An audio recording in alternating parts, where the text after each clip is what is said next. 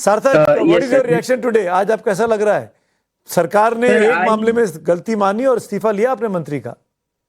जी sir, मुझे अच्छा लग रहा है कि जो स्टूडेंट्स की आवाज़ थी, जो स्टूडेंट्स की अकाउंटेबिलिटी की आवाज़ थी, वो सरकार ने उसे सुना, सरकार ने उसे जाना और अकाउंटेबिलिटी का एक्शन लिया। जो स्टूडेंट्स की डिमांड थी, उस पर सरकार खरी उतरी।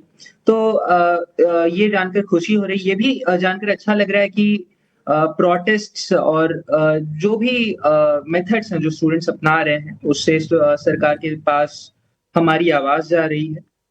ये जानकर बहुत अच्छा लगा। That was my entire reaction today. जी।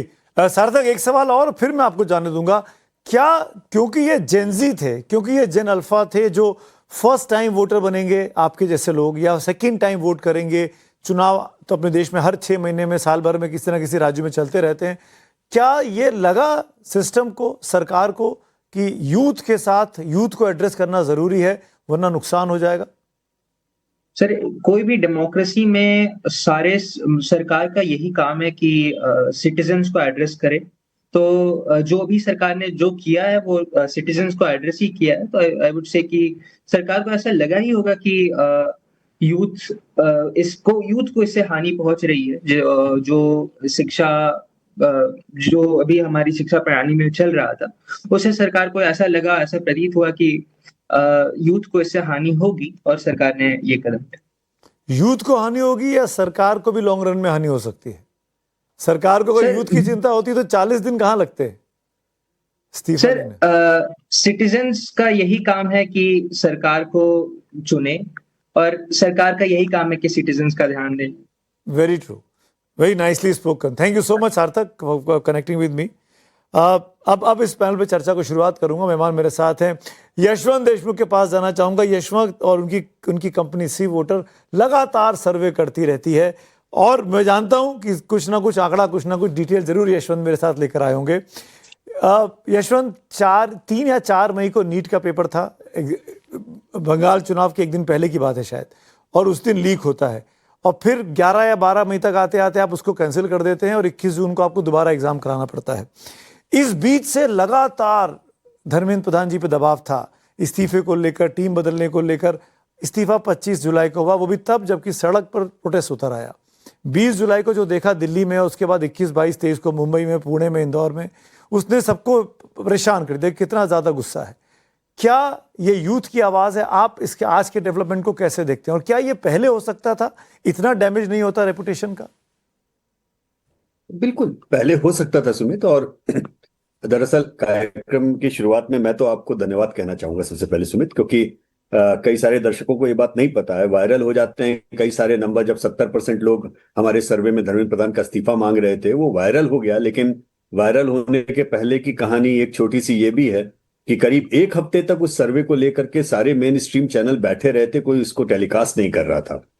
और सबसे पहले मैं ये कहना चाहूंगा ऑन रिकॉर्ड कि सुमित अवस्थी, आपने अपने फेसबुक लाइव पे और हमारे बरखा दत्त ने, दो लोगों ने डिजिटल प्लेटफॉर्म पे उस सर्वे को लेके गए और उसके बाद में तड़ तड़ करके सारे चैनल्स ने फॉलो करना शुरू किया। लेकिन वो 1 हफ्ते तक जो उसके ऊपर बैठे रहे, वो उसको लेकर के मेरे मन में दुख है।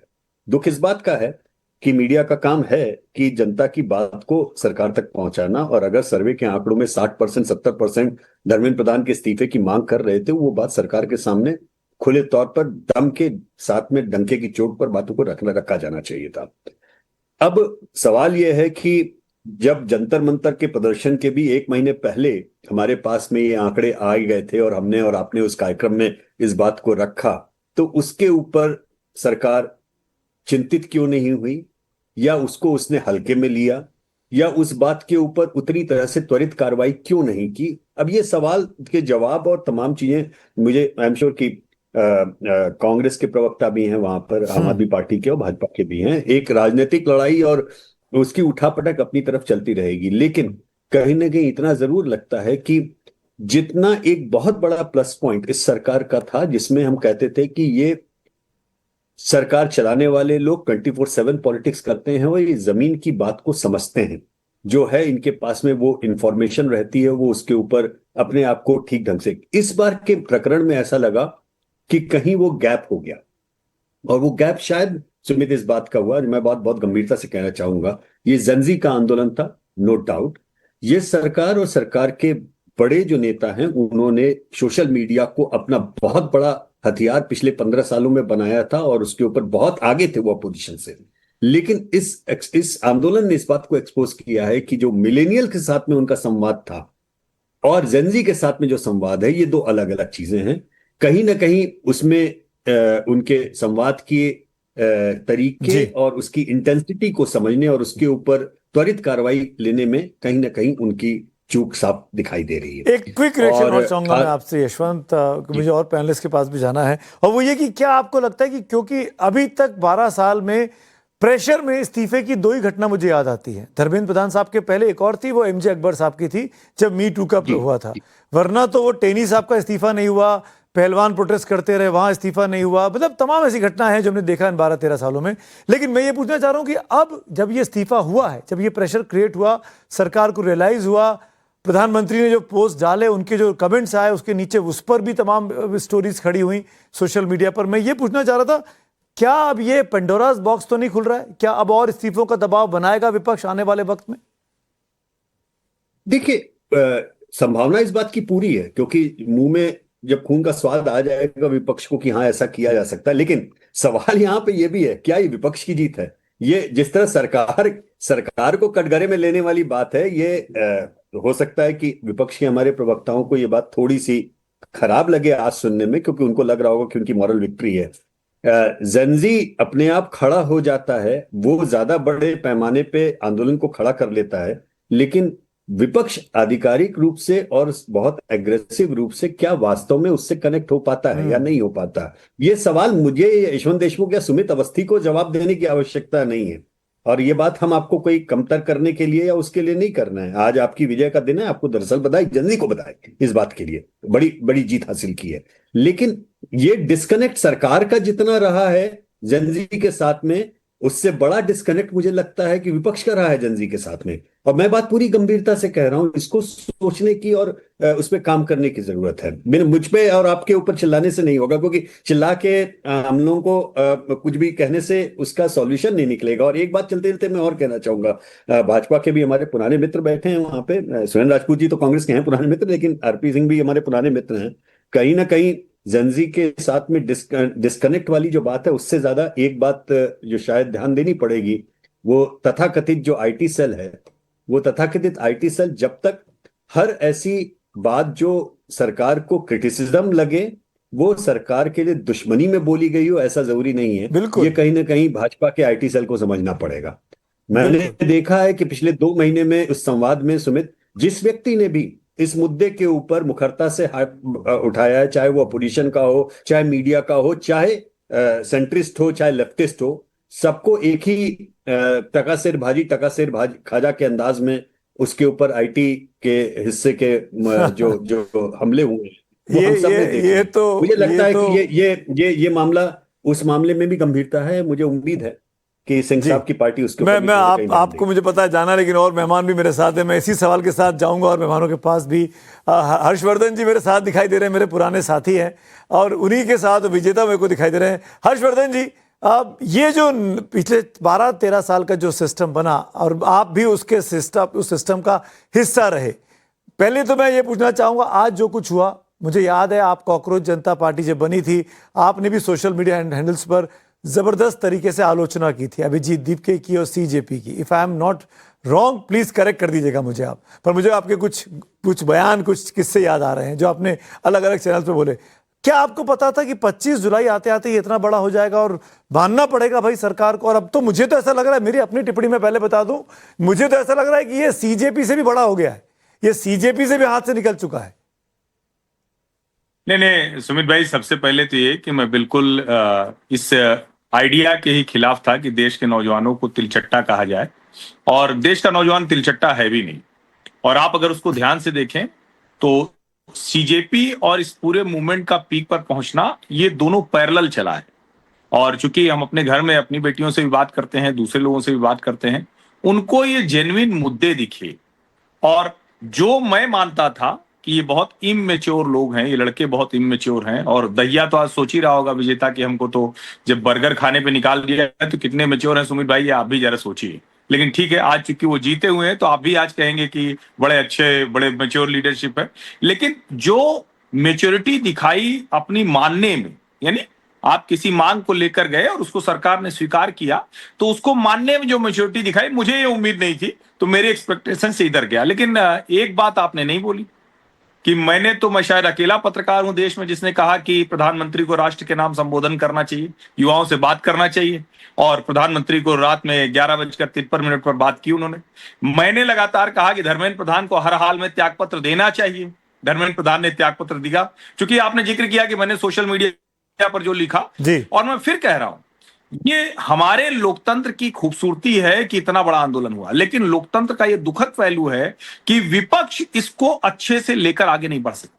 यही वजह थी कि 20 तारीख को, 21 तारीख को, 22 तारीख को जो शाम को अपराधियों का अड्डा बन जाता था जंतर मंतर, जिस तरह से वहां जो लड़के लड़कियां क्या गंदी गंदी गालियां, सुमित भाई कान से खून निकल आए। हम सबके घर में बच्चे हैं, बेटियां हैं, जिन घरों के वो बच्चे बेटियां रहे होंगे, लड़के लड़कियां रहे होंगे, मैं तो नहीं मानता हूं कि कोई भी उनको अपने साथ एसोसिएट करना चाहेगा। प्रधानमंत्री को गाली देकर उसको खुश हो जाना, उसको उत्सव मनाना, ये कौन सा, ये कॉकरोचेज रियल में कॉकरोच वो हो सकते हैं। और तिलचट्टा मतलब होता है गंदगी से निकलने वाला। तिलचट्टा मतलब होता है खाने की टेबल आ जाए तो खाना छोड़ देना। तिलचट्टा मतलब होता है कि जिस जगह घुस जाए वहां बेकार कर देना। लेकिन फिर मैं कह रहा हूं, ये दोनों पैरेलल चला, मुझे ऐसा लग रहा है विजेता ही आपकी बात का जवाब देंगे। विजेता यहाँ बैठे हुए हैं और वो कांग्रेस जनता पार्टी से जुड़े रहे, और आज भी भले उनको निकाल दिया गया हो उस बर्गर कांड के बाद, लेकिन दिल से और अपने इंटरव्यूज में वो आज भी वहीं खड़े हुए हैं। अब ये बात का जवाब चाहिए हमको। और जो बात हर्षवर्धन कह रहे हैं विजेता, क्या वहां पर गुंडों का अड्डा बन गया था जंतर मंतर पर? क्या वहां पर बदतमीजियां हो रही थी? क्या वो जो जनरेशन है उसको अपने घरों में नहीं घुसने देना चाहिए उनके माँ बाप को, जो बात हर्षवर्धन कह रहे हैं? सर ऑनेस्टली देखिए, आज इतना बड़ा देश है, मतलब इतना बड़ा दिन है पूरे देश के लिए जब हमने अपने लोकतंत्र को रिक्लेम किया है। तो आज मैं ज्यादा टॉक्सिसिटी के मूड में हूं नहीं, आज पूरा सेलिब्रेशन का मूड है। लेकिन खैर सर ने वो बात कही है तो जस्ट वो बताऊंगा कि देखिए 30 दिन से वहां पे प्रोटेस्ट हो रहा था, इतनी ज्यादा भीड़ थी, आपने देखा होगा। उसके बाद भी वहां पे कोई स्टैम्पीड नहीं हुई। 45 डिग्री का टेम्परेचर था, लोग एक दूसरे के ऊपर जो है पंखे से हवा कर रहे थे और तिरंगे लहरा रहे थे। और कभी हमें कहना नहीं पड़ा कि खाने के लिए आप लाइन लगाओ, खुद से लोग लाइन में लग रहे थे। कोई जो है बैनर लगा रहा था, कोई मीम बना रहा था, कोई कविताएं चल रही थी, रेवोल्यूशनरी गीत गाए जा रहे थे। अब ये सब आपको नहीं देखना, आपको कोई भाई इक्का दुक्का कोई इस टाइप के आ गए वो एलिमेंट्स देखने हैं, तो ये तो वही बात है कि जिसकी जैसी दृष्टि वो उसको देखे, तो उसमें तो क्या कर सकते हैं। वहां पे रात में औरतें भी रुकती थी, है ना, और फिर भी कोई भी ऐसा वो नहीं हुआ। बहुत सारे ऐसे इंटरव्यूज में भी आपने देखा होगा कि लड़कियों ने, औरतों ने कहा कि यहाँ पे बहुत हमें सेफ फील होता है। बहुत ही इगैलिटेरियन स्पेस। मैं ऐसे लोगों से भी मिला जो किसी कंपनी के सीईओ हैं, राइट, कंपनी के फाउंडर हैं, और ऐसे भी लोग जो कहीं पे चाय बनाते हैं और उनके दिल में भी देश के लिए ये जज्बा है कि यार मैं क्या करूं कि चलो यार मैं सबको चाय पिला देता हूं। तो इस टाइप का जब पूरा देश, मतलब सारे लोग वहां पे धर्म जाति सब कुछ छोड़ के सबके सब इकट्ठे हो रखे हैं देश के किसी कॉज के लिए। पढ़े लिखे लोग भी थे, अनपढ़ लोग भी थे, उनसे भी मैं बात करता था। तो विजेता, आपको लगता है कि जो पर्पस इसमें था कांग्रेस जनता पार्टी का वो अचीव हो गया? धर्मेंद्र प्रधान का इस्तीफा हो गया, अब सरकार इस पे चर्चा शुरू करेगी, जो बिल नया आना है 1 महीने के अंदर दोबारा बातचीत होगी सीजेपी के, जो आज ब्रीफिंग में कहा गया दोनों पक्षों के बीच। मैं ये जानना चाहता हूँ कि what next now for CJP को क्या यहाँ अबॉलिश कर देना चाहिए? क्या सीजेपी मूवमेंट या खत्म हो गया? सर देखिए, मैं तो बार बार ये कहता रहा हूँ, जैसे लोग पूछते थे कि क्या धर्मेंद्र प्रधान के इस्तीफे से सब बदल जाएगा, तो मैंने बार बार यही कहा है कि ये एक पहला स्टेप है। जैसे कि एक कोई कमरा हो रिफॉर्म्स का, तो धर्मेंद्र प्रधान का इस्तीफा उस कमरे का दरवाजा खोल देने जैसा है। और अब कोई उम्मीद है कि बेहतर मंत्री आएंगे। लोग ये भी कहते थे कि भाई और भी कोई ऐसा ही आ जाएगा, तो मैंने ये कहा यार ऐसा थोड़ी ना कि बीजेपी में हर कोई निकम्मा ही होगा, कोई बेहतर लोग भी हैं बीजेपी में, तो वो आएंगे और वो सब स्टेक होल्डर से बातचीत करेंगे। जो बीजेपी ने एक डिमांड्स का चार्टर दिया था उसको देखा जाएगा, एक्सपर्ट से नहीं, कंसल्टेशन बट होगी। सीजेपी का क्या होगा? अभिजीत दीपके, सौरभ दास, आशुतोष रांका क्या करेंगे? सीजेपी को अब क्या खत्म हो जाना चाहिए?